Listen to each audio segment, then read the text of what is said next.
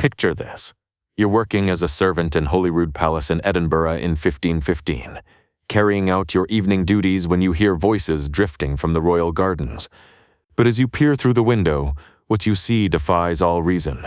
Queen Margaret Tudor, sister of England's Henry VIII, is kneeling beside the corpse of a dead raven, speaking to it in hushed, reverent tones as if it were her most trusted advisor. What you're witnessing isn't madness or grief, it's Margaret Tudor's most closely guarded secret.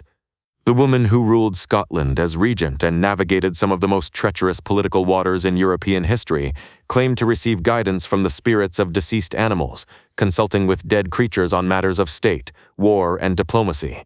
Before we uncover this buried truth about one of the Tudor dynasty's most enigmatic figures, make sure to subscribe to Buried Truths and hit that notification bell. We're about to reveal how an English princess became Scotland's most mystical queen, using supernatural communications with animal spirits to guide her through decades of political turmoil. Margaret Tudor arrived in Scotland in 1503 as a 13-year-old bride, married to James IV as part of a peace treaty between England and Scotland. The young princess had grown up in Henry VII's court, where she had developed an unusual sensitivity to what she called the voices beyond the veil. Even as a child, Margaret claimed to hear whispers from deceased pets and garden creatures, a gift that initially alarmed her tutors but which she learned to hide. The harsh realities of Scottish court life awakened Margaret's supernatural abilities in ways that would shape her entire reign. Scotland in the early 16th century was a land of ancient superstitions and mystical traditions, where communication with spirits was more accepted than in the rational atmosphere of the English court. Here, Margaret's strange gift found fertile ground to flourish. Her first recorded conversation with a dead animal occurred just months after her arrival at Holyrood Palace. Margaret had discovered a deceased white hart in the palace gardens, a magnificent stag that had apparently died of natural causes. Instead of ordering servants to remove the carcass, she spent hours beside the animal, claiming it was sharing visions of Scotland's future with her. According to Margaret's private journals, discovered centuries later in a sealed chamber of Holyrood Palace, the dead stag revealed prophecies about James IV's fate and warned of coming disasters that would befall the Scottish crown. The specificity of these predictions and their later accuracy convinced Margaret that her communications with dead animals were genuine divine revelations rather than products of imagination. As Margaret settled into her role as Queen of Scotland, she began systematically developing her ability to communicate with deceased creatures. She established what she called her Council of Spirits, a rotating group of recently dead animals whose corpses she would consult on matters ranging from diplomatic negotiations to military strategy. The Queen's method for conducting these supernatural consultations was elaborate and ritualistic. She would have servants bring recently deceased animals to a special chamber she had constructed in the depths of Holyrood Palace.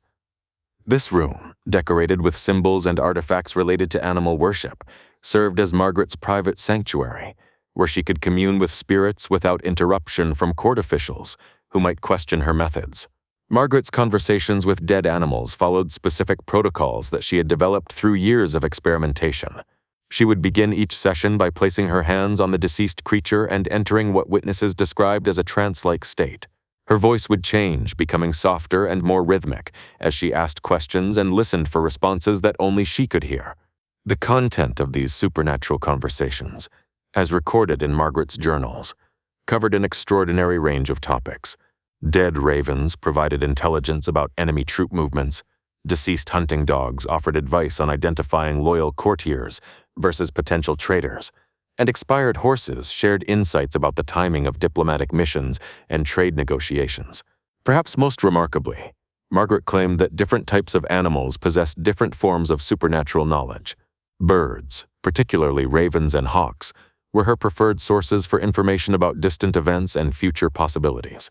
Mammals like deer and horses provided guidance on earthly matters, such as agriculture and military tactics.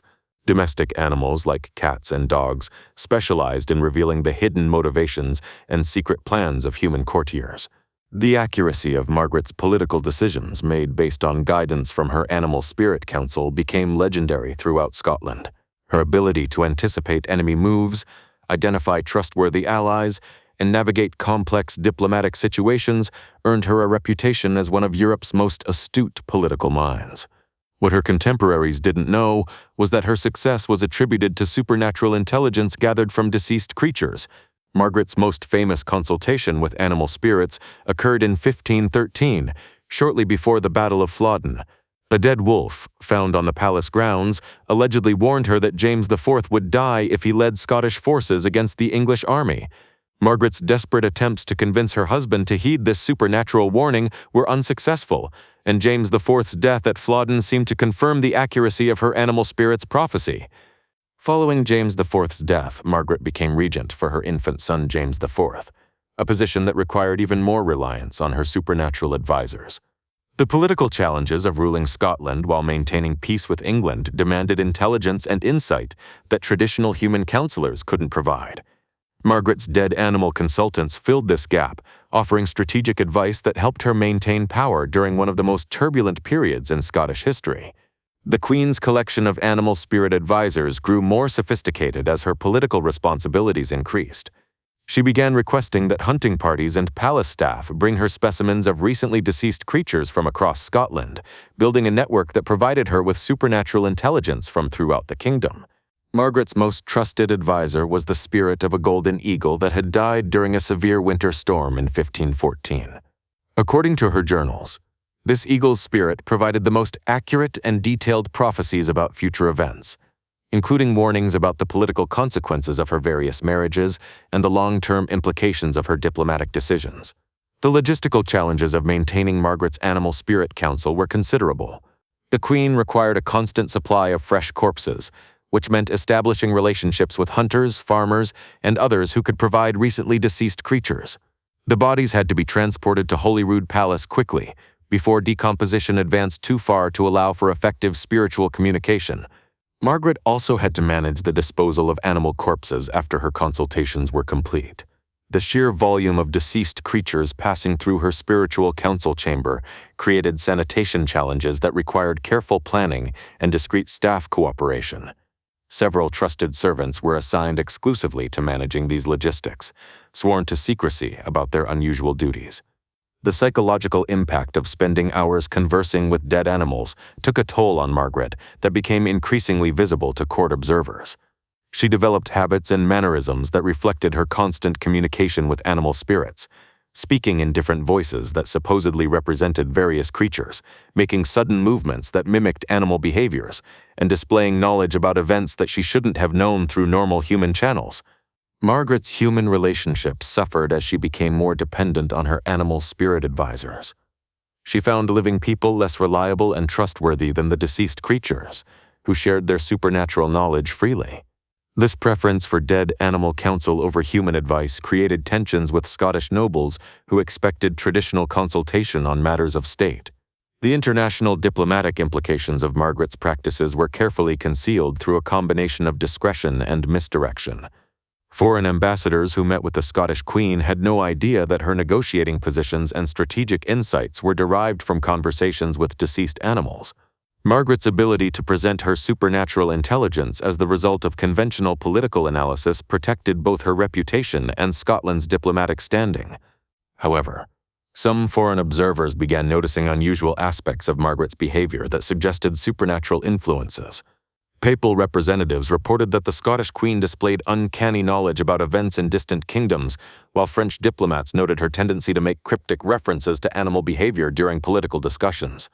The financial costs of Margaret's Animal Spirit Council were carefully hidden within broader palace expenses. The specialized chamber, ritual implements, and staff required for her supernatural consultations represented significant expenditures that had to be disguised as routine royal household costs.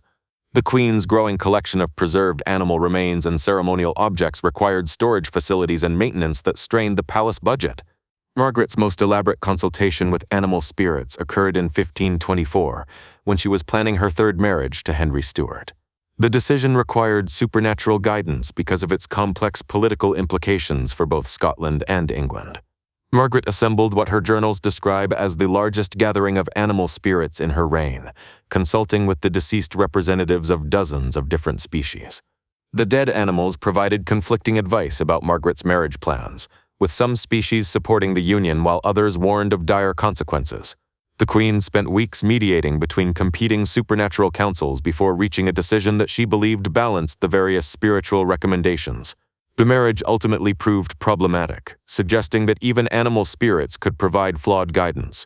As Margaret aged, her reliance on animal spirit advisors became more pronounced and less concealed. Court observers noted that the Queen would sometimes pause in the middle of conversations to listen to voices that others couldn't hear, or make sudden decisions based on information that had no apparent human source. These behaviors, while strange, were generally attributed to the Queen's well-known eccentricities rather than supernatural communications. The end of Margaret's animal spirit consultations came gradually as her health declined in her final years. The physical demands of conducting elaborate supernatural rituals became too great, while the constant emotional strain of maintaining relationships with deceased creatures had exhausted her psychological reserves. Her last recorded consultation with an animal spirit occurred in 1540, shortly before her death. When Margaret Tudor died in 1541, her servants discovered the elaborate chamber where she had conducted decades of conversations with dead animals. The room contained hundreds of preserved animal remains, ceremonial implements, and detailed records of supernatural consultations spanning nearly 30 years. These materials were quietly destroyed on orders from her son James V, who recognized that revelation of his mother's practices could damage the reputation of the Scottish crown. The buried truth about Margaret Tudor's communications with animal spirits remained hidden for centuries, known only through fragmentary references in court documents and private papers that survived the systematic destruction of evidence. Modern historians who have examined these sources struggle to explain the apparent accuracy of many predictions that Margaret attributed to her supernatural advisors. Margaret's story raises profound questions about the nature of political intuition and the sources of strategic insight. Whether her communications with dead animals were genuine supernatural phenomena or elaborate self-deception, they provided her with guidance that proved remarkably effective in navigating the complex political challenges of 16th-century Scotland. Her legacy as both a successful regent and a practitioner of animal spirit communication demonstrates the complex intersection between political power and mystical beliefs in medieval Europe. Margaret Tudor's ability to combine supernatural practices with effective governance challenges modern assumptions about the relationship between rationality and leadership success. The Queen who spoke only to dead animals left behind a Scotland that was more stable and prosperous than the kingdom she had inherited, suggesting that her unusual methods of gathering intelligence and making decisions served her subjects well, regardless of their supernatural origins. Her story reminds us that history's most effective leaders sometimes employed methods that their contemporaries and successors preferred to forget.